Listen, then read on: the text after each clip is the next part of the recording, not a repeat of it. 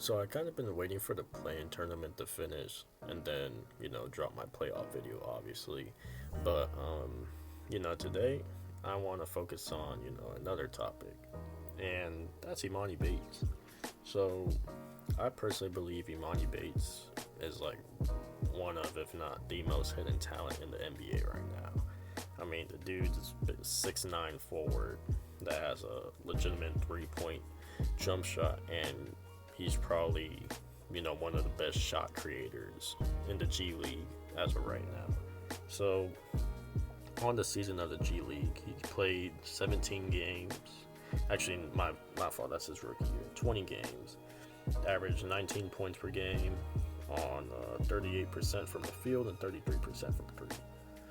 And, overall, just looking at Imani Bates' game, he's the real deal. He's a legitimate 6'9" dude that can, you know, create off the dribble, has an elite shooting ability, and, has the ability to play make. And, you know, there's multiple reasons why he's not getting the NBA opportunity that he's seeking. First one, obviously he plays for the Cleveland Cavaliers. They're stacked at that front court position. He's not going to get minutes over a guy like DeAndre Hunter or a guy like Isaac Okoro. Let's be real. So that's like the main reason I believe. Second reason, the efficiency. Despite him being a teen scorer and averaging almost 20 points a game, he's shooting 38% from the field. And obviously, if you want to be in the NBA, your efficiency has to be up. And I think he will be more efficient if he gets NBA opportunity. Gain some reps. He had a game with Cleveland at the end of the season. He had 25 points on 7 threes and 9 of 19 shooting, I believe. So, he showed the ability to be, a semi-decent efficient player. I think if he just gets his efficiency a little up in the G League, he'll start to see a little bit of NBA minutes.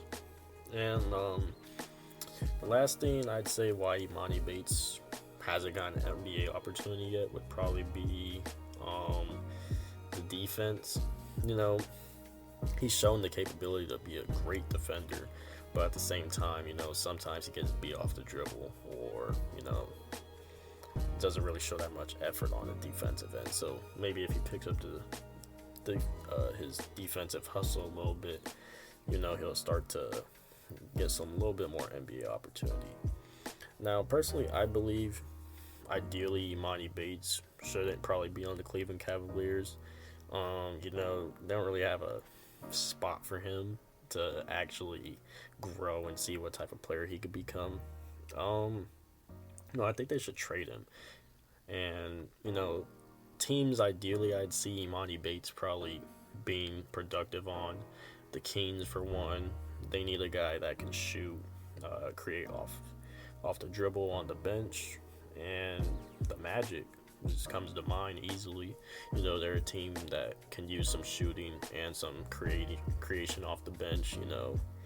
They're one of the worst 3-point shooting teams in the league, so if they have a guy like Imani Bates, that would really help them. And hopefully in his third year, I'm assuming he's gonna play in the G League again. Probably not Summer League this time around. Hopefully, he fixes up that efficiency, gets it to above 40%. Gets his 3-point shot above 40%. And, hopefully, maybe Cleveland will give him some minutes here and there. And, I really think if you do give Imani Bates an NBA opportunity, I see his ceiling being like a Trey Murphy type of dude, because they're kind of the same player. Trey Murphy, obviously, he's way more efficient than Imani Bates, but, the same intangibles and tendencies, they're pretty similar in that aspect. But yeah, that's just my thoughts on Imani Bates.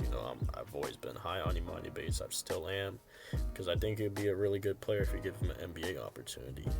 But let me know in the comment section what y'all think. Comment down below what you guys think are like some hidden NBA gems. Another guy that comes to mind is probably like Ousmane Deng of the Thunder. And comment, like, subscribe, and I'm out.